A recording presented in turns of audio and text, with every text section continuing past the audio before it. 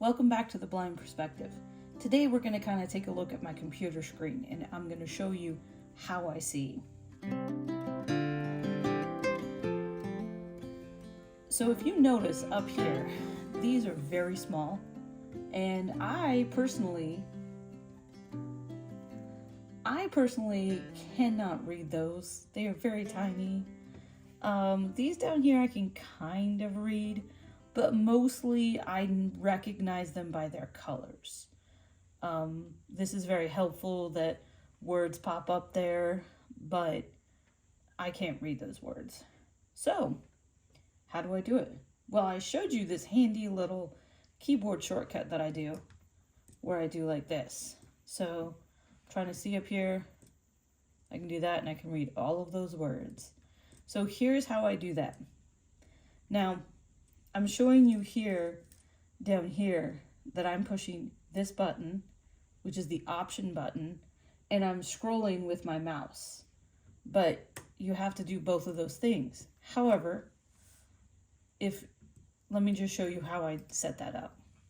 So I click on the Apple here, and then I go to Systems Settings, and that pops up this little window here.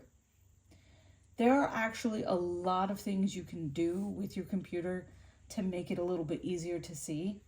And this is going to definitely be kind of whatever you prefer personally, because I know we're all different with what we like. So there's three options here. You have light mode, you have dark mode, and you have a mixture of the two called auto, which means it will automatically do that when it's light and dark, day and night kind of a thing.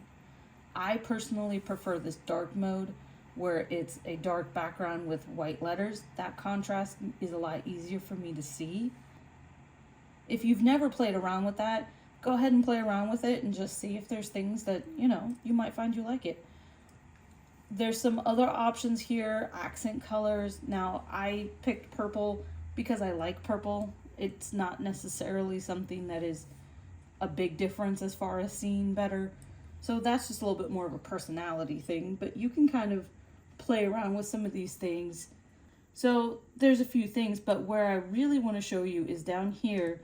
So this is your main menu. So down here, appearance is where we're already at, but accessibilities. So under the category of accessibilities, you have vision, hearing, motor, and then kind of general stuff. So voiceover is the first vision accessibility. Voiceover is kind of the idea that it will read it to you, the content that's on the screen. If you're doing a lot of document reading or you're doing a lot of web browsing maybe, that might be kind of a handy feature because it'll just read the content to you. You can also have it kind of turned on where you can point your mouse at it and push a button and it will just read that option like on a menu or something. So Zoom is the one I use. So if you see, there's already shortcuts for Zoom that you can click on or off. And those are features where you're using the option, the command, and 8, and the equal and the minus. So I'm going to scroll out and I'm going to show you what that looks like. So I'm going to push those so you can zoom in and you can zoom out. So that just lets you kind of go in and out. And then you have, hold on, make sure I haven't hit the right button. You can zoom in little by little by little by little by little. And then you can zoom out, push and hold, it'll do a little bit faster. I find this to be a lot faster, a lot easier. I can zoom in. So how do I do this? Okay, that's right here. So, no, that's not right there. This is for trackpad. If you have a trackpad, this is a great thing to use. Double tap 3 fingers to toggle zoom, double tap 3 fingers to drag and change zoom. So that's very handy. Right here's the one I use. Use scroll gestures with modified keys to zoom. So if you see over here on my mouse, I am scrolling up and down. Now if I'm just scrolling up and down it doesn't do anything. But with modified keys, so I'm pushing the Option key and then zooming by scrolling. So now here's the nice thing. Over here, your modified key, you can pick which of these you want to do. Then other thing, the other thing you can do here is your zoom style. Picture in picture versus split screen versus full screen. Now I can show you what that looks like. Okay, so this is what full screen is going to look like. You're going to hit your modified key and you're going to zoom in. Now, you're going to have to scroll and scroll and scroll to get over to your menu, and that's probably not a big deal, you know. Personally, because I am a graphic designer, I don't like having that. I need my screen to stay where it is. So the other option is split screen. So if you notice, your magnification is up at the top. So as I zoom in, I can kind of see what I need to see up here. So wherever my mouse is, it's going to show up there so I can see it. Now, I don't personally like that either. So now size and location, you can kind of adjust your size. So that's good. I like picture in picture because it makes it to be what I want it to be. Now, here's the other thing I can do, because I know what you're thinking. How do you make that, you know? So size and location, okay, never mind. When you go into the advanced setting, you can kind of, there's some settings in here that you can kind of do what you want it to do. You can have it invert colors only within the zoom thing. You can, you know, flash the screen when notifications appear outside of the zoom area.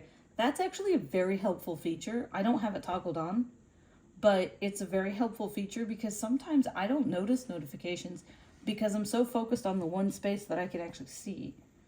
You know, so there's a lot of things here. I encourage you to kind of play around with them. This one here, though, use keyboard shortcuts to adjust the zoom window. Now, what you can do here is, I'm pretty sure that I picked the keys that I use. I could be wrong, okay? But what that means is I have this set, so it's Control, Option, and Command, and then the arrow keys. So if I want to adjust how this looks, I push these three keys, and then I move this. I hit the arrows, and I can adjust how big, I can adjust how small, I can adjust, you know, whatever I need to do. And that's actually very helpful. The fact that I can do it with my keyboard shortcut is extremely important when doing graphic design. Hover text is something that's kind of handy. You can press Command and you can read the text.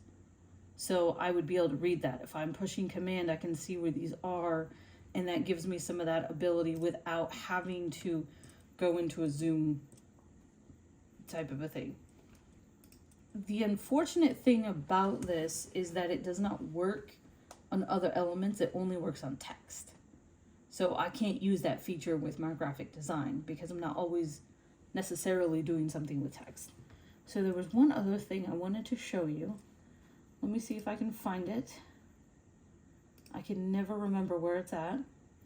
Display, you can invert your colors.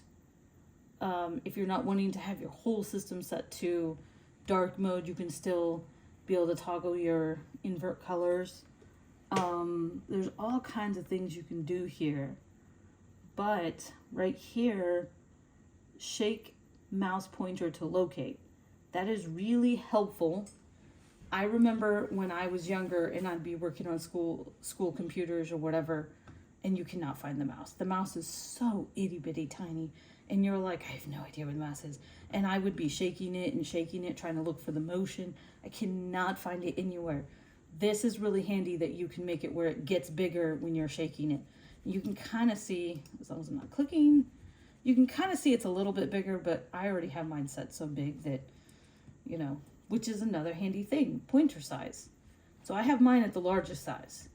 I also have a color set on mine. Once again, that is more for my personality. I just really enjoy purple, so I'm trying to put as much purple in it as I can.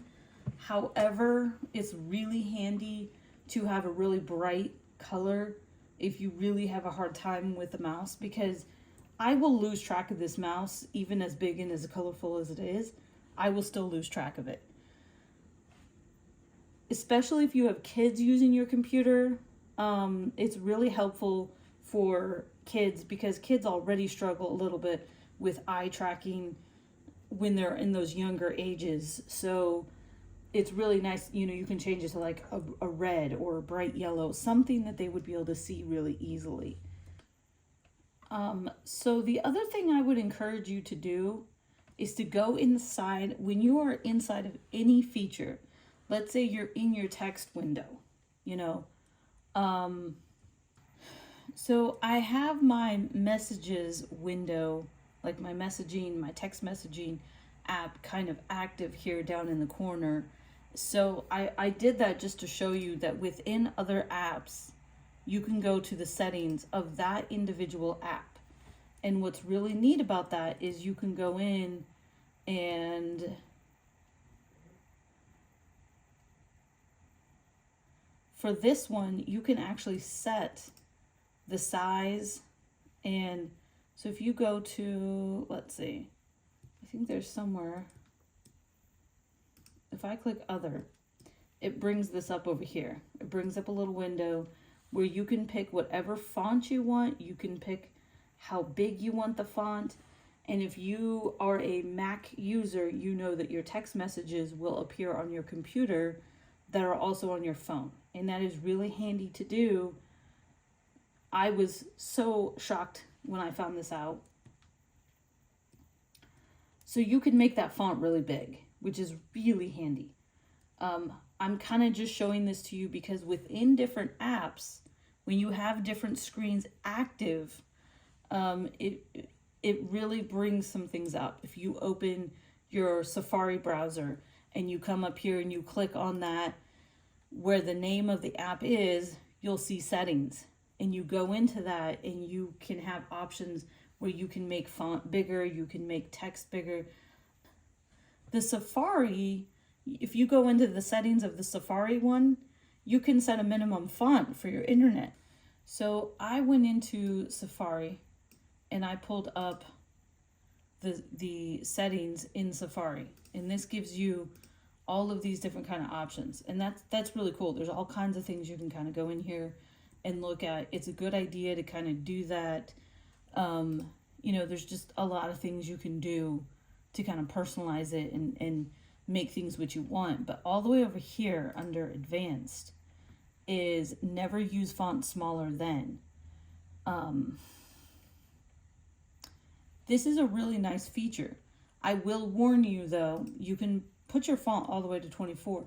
I will warn you though that websites are not necessarily coded for that happening. Therefore, some websites will look a little wonky because text won't be all the way visible, or it's going to misalign things because the text is trying to adjust itself. So what I would encourage you to do is go to your most popular websites that you frequent and play around with the font and see, like, how high can I get the font without it being too weird looking. And once you start playing with that, you'll understand exactly what I'm talking about. When you're in a program, go up here, click on the name of the program. It's right next to the apple. Go to settings and play around with your settings and see if there's anything that you can do with the font individually in that program. Because it will surprise you when you start playing around with that. Because here's the thing I have found is sometimes you're just not used to there being options. You've spent your whole life kind of just trying to make do with what's there, and technology has advanced. So there's a lot of options now available with technology where we can actually see things. We're just so used to kind of just making do with what's there that we kind of forget that, hey, they might have come up with a new thing. So I really encourage you to play around with your settings and really find some things that really kind of help you to do that. Do the things that you want to do. and kind of just get a feel for what things do you like, what things do you not like. You'll be surprised the things you'll learn that you in fact like. So I think that that's probably all I have to show you right now, at least on my desktop. I will probably show you a few things that are on my iPad. It'll be similar to what would be on my phone, because there are some Zoom features that I also use on my iPad. So stay tuned for that video, because I will talk more about not just Zoom features and seeing the iPad, but some particular programs I use for some everyday things. I know in the past I've mentioned about music and things I do on my iPad to help me see music better. So some things like that I want to give you guys kind of some ideas for. If there's anything that I haven't really covered that you would like to know specifically about certain programs on the computer, I use Apple products. That's kind of what I know. I'm not saying I couldn't maybe figure out in relation to other computers, but I won't really be able to show you because I only have Apple products. So if there's anything on Apple computers or phones, tablets, and things like that that you'd like to know some about, I can kind of talk about some of those things. So leave them down in the comments below if there's any specific questions that either I didn't cover or something more you want to know about. And if there's anything that you use that maybe I haven't talked about that you think would be helpful for other people to kind of know, go ahead and leave those down in the comments below. Stay tuned for more Blind Perspective.